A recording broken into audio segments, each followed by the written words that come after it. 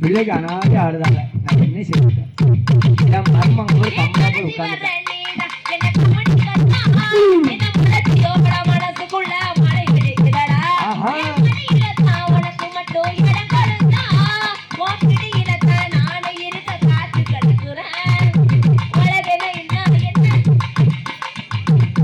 உலகத்தில என்ன என்ன படுத்தா துக்கம் வரல பயப்பட்ட எக்கம் வருது ஒன்னதான் என்னதான் நினைச்சாலே ஒரு இது